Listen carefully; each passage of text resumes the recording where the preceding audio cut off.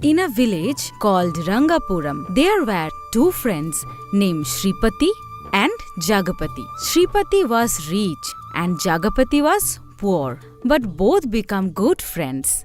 No matter how much wealth Shripati gets, he does not spend even a single rupee. Think to earn money, he also has the pride that everyone should listen to him and do as he says. Jagapati was poor. He was kind and compassionate when his peers were trouble. Meanwhile, on a festival day, Shripati took Jagapati to his house for dinner. Shripati's mother served food to both of them. After eating, they all sat together and had fun talking. Then Shripati's father is talking to Jagapati like this. How are you, Jagapati?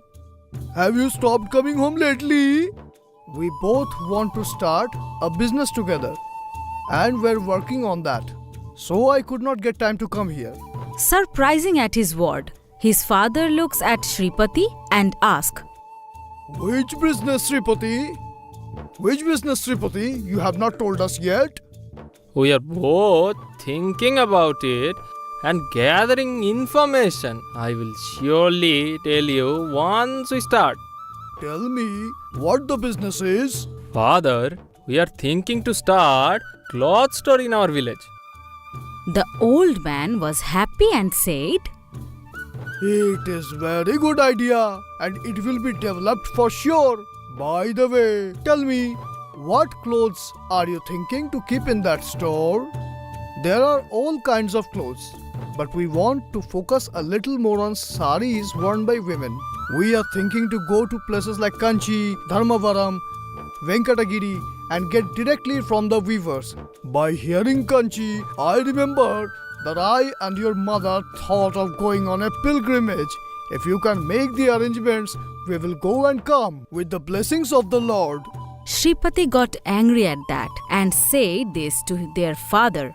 Father, no need for you to go to pilgrim now. Divine darshan, it is enough to go to the temple on our village. Why unnecessary expenses? When Shripati said so harshly, the parents bowed their head and remained silent. Meanwhile, one day Shripati, Jagapati had to go to Dharmavaram to buy saris. Both of them went to Dharmavaram and met a couple named Krishnaya Santhama who did handloom work. They talked to them about the business in details and made an agreement. While they were about to start, two girls came there. They were very beautiful. Shripati Jagapati kept looking at them. Gentlemen, they are our daughters, Sumalata, Sushila. Introduced them to these both. Sumalata, Sushila, both to Shripati and Jagapati and went inside. Shripati kept looking at those girls and Jagapati said this to Shripati. My friend, shall we go? We have to go to other places also, right? No, we don't have to meet anyone else. We will take all the orders from them only. Saying that, Shripati, Jagapati got up and left. Jagapati asked Shripati these while they were walking on the road. Dear friend, why did you change your mind? It will be very difficult for them to supply all the orders we need. They will not be able to provide us on time. We should have made an arrangement. We should have made an agreement with 2 or 3 other people. But before coming here, that's what we thought. What you said is true. But after seeing those two girls, I didn't understand anything. I have fallen for their beauty. That's why I talk like that. I want to see them again. Shall we go there again, huh? We have come from there just now. What reason will you tell again to go there? Actually, I want to talk to them for a while. But when you asked, I left the handbag there itself. Shripati told. Then Jagapati says this. There is a lot of money in that bag. You won't believe anyone for money, right? How did you leave the bag like that? What if the bag was not there when we reached there? I have only one thought of seeing those two girls. Let's go and take that bag now. When they both returned to door of Krishna's house, They heard Sumalata and Sushila talking from inside and stood there. Sushila, what did you pray to the god when we both went to the temple? A good husband who takes good care of me without any trouble. What did you want from God? Can you tell me?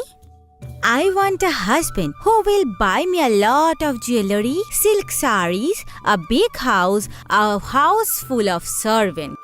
Shripati and Jagapati listening this word from outside. Hearing at the sound, both girls came outside. Mom and Dad have gone out. Tell us if there is anything. We have already talked to them. So, we came back for the bag. Can you give us that? Saying that, they left from there. Jagapati used to bring clothes from vendors and Shripati used to sit in shop and look after business. Shripati used to take most of the profit, gave less to Jagapati. After a few days, My friend, we have started this business together. It is very difficult to bring the goods from all the towns. I'm doing that myself. But you take a large percentage of the income and giving a small amount to me. It is better if we both take the same amount. Anyone can bring the goods back from the villages. But it is not an easy job to sit in the shop and talk to the customers and sell the goods. As I am doing this job, we are getting more income. So I am taking more amount. I will give you even a bigger amount once our business gets developed. replied Shripati. Jagapati understood that his friend was deceiving him. But because of the friendship between two of them, Jagapati did not talk. After few days, Friend, as our business is running good and getting good income, actually I am thinking to get married. I also think the same, my friend. I also told my family to look for a bride. Why are you looking for a bride somewhere else, my friend? We can become son-in-law for same house. When we were in Dharmavaram, we saw daughter of Krishnan, right? They were very beautiful. You marry Sumalata and I will marry Susila. If you okay, let's go and talk to them now. What you told is good, my dear friend. But Sumlata is a girl with big desires. And I am not enough for her desires. She is seeking a rich man. As we learned from their conversation earlier, you marry Sumlata and I will marry Sushila.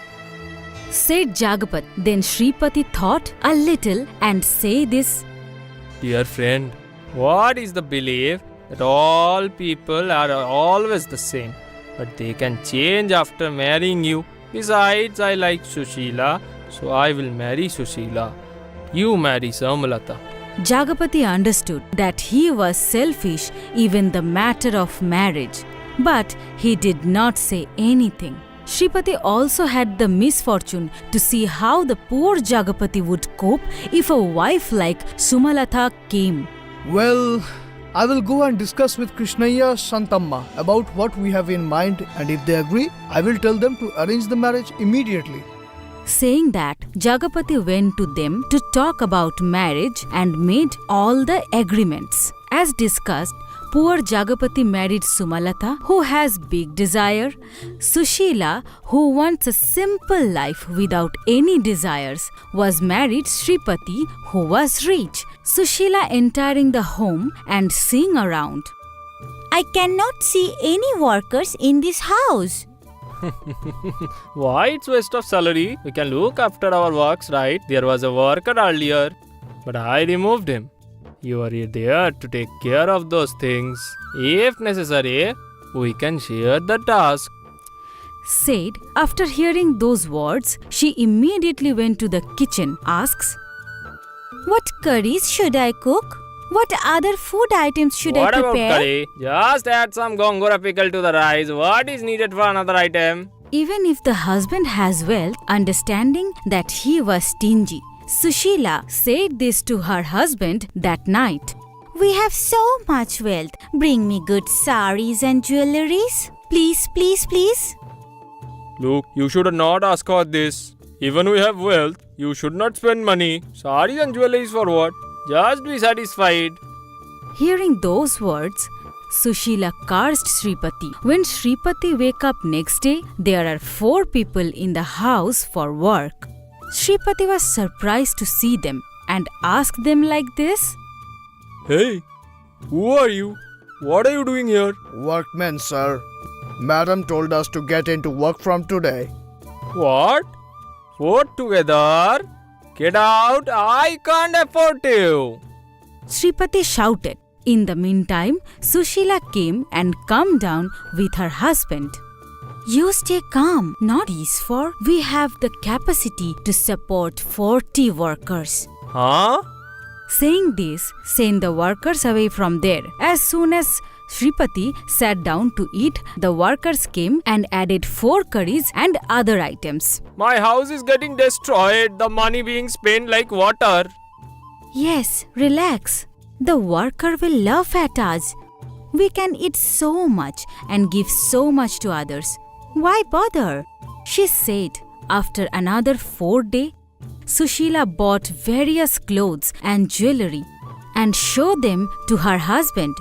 Shripati saw them and said, I am going to become beggar. Don't cry. This will not destroy our property. But you are still earning. Why to keep all the money in that corner box?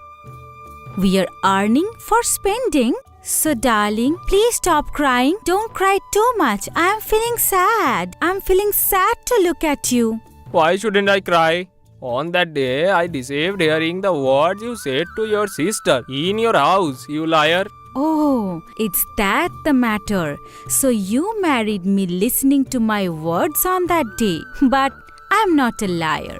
If we don't have destiny, I'm not like that now. We have enough money, right?